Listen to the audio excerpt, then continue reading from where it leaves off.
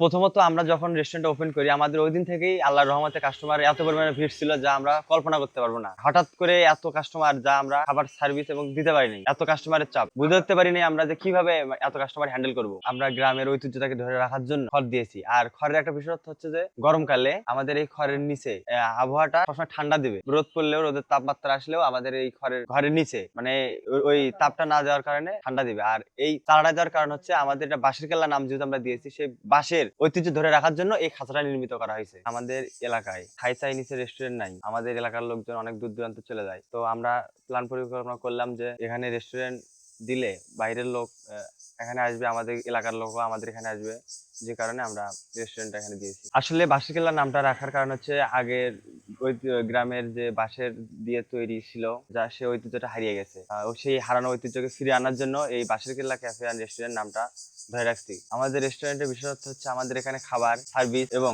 আমাদের এখানে ফাস্টফুড, থাই, Chinese, Italian, Mexico এবং আরো অনেক ধরনের খাবার পাওয়া যায়। যদি মুখরোচক খাবার হয় তাহলে গ্রামে সব চলবে, কারণ আমাদের খাবারের মানটা যদি ভালো থাকে অনেকেই বলবে যে আমরা একটু শখ করে খাই, একটু মেক্সিকো খাবার খাই, দিয়ে কিরকম স্বাদ।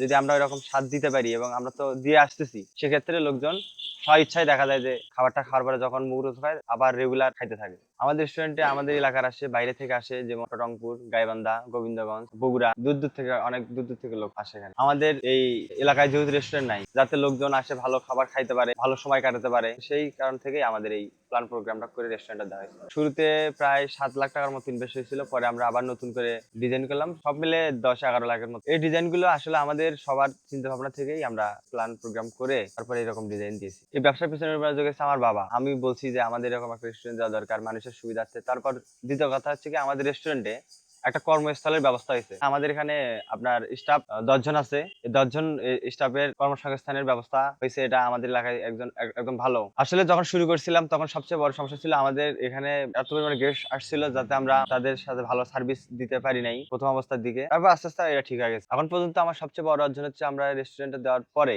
লোকজনের ভালো খাবার দেওয়ার কারণে তারা আমাদের রিভিউ দিচ্ছে যে তাদের খাবার ভালো লাগছে এবং ভালো পরিবেশ। ভবিষ্যতে বাঁশের কেল্লা আমাদের আরো অনেক সুন্দর ডিজাইন হবে যা মানুষের মনের আকর্ষণ সৃষ্টি করবে এবং মানুষের ভিতরে কৌতূহল তৈরি করবে। আমরা আরো শাখা খোলার ইচ্ছা আছে, যে এই বাঁশের কেল্লার শাখা আরো খুলবো। আমাদের রেস্টুরেন্টে সর্বনিম্ন 15,000 টাকা থেকে আপনার 30,000-এর ভিতর সেল। সবার রিভিউ শুনি যেটা সবাই বলে যে পাস্তাটা সুন্দর, চাউমিনটা আছে সুন্দর, চিকেন ফ্রাই, হ্যাঁ এরকম ইত্যাদি আরো কিছু খাবার, বার্গার, এরকম কিছু খাবার বলছে যে ভালো। আর ব্যবসাতে কখনো লসের সমাপ্ত হয়নি, বরং আরো আমরা আরো চাচ্ছি যে আমাদের আরো একটা শাখা খোলার জন্য। দেখা যায় যে আমার রেস্টুরেন্টে অনেকে আসে, তারা হচ্ছে হয়তোবা দেখা যায় যে মানি ব্যাগ নিয়ে আসে না, হয়তোবা টাকা নিয়ে আসে না, অনেকে আমাদের টাকা পে করে বিকাশে হয়তোবা সার্ভিস কাজ করতেছে না। সেক্ষেত্রে আমাদের ওনারা বলে যে আমরা টাকাটা আপনার বিকাশে দিচ্ছি বা নগদে দিচ্ছি বা 2 দিন পরে দিচ্ছি। আমরা সেরকম যখন বলে আমরা ওটা মেনটেন করি ওনাদের সঙ্গে। ঈদের সময় ঈদ সিজনটা হয়তোবা দেখা যায় একটু বেশি চাপ থাকে, ওই সময়টা একটু সমস্যা হয়। হ্যাঁ, আমার ফ্যামিলি সাপোর্ট আছে। আসলে ব্যবসাতে লাভ লস সবসময় হয়ে থাকে, ওটা আবার আস্তে আস্তে আমাদের ওটা পরে পুষে আসে। আর ঈদ সিজন যখন আসে তখন তো আমাদের ব্যবসাটা একটু যখন রানিং হয়, কাস্টমারের চাপ থাকে ঈদের সময়, ওই লসটা ওখানে পুষে যায়।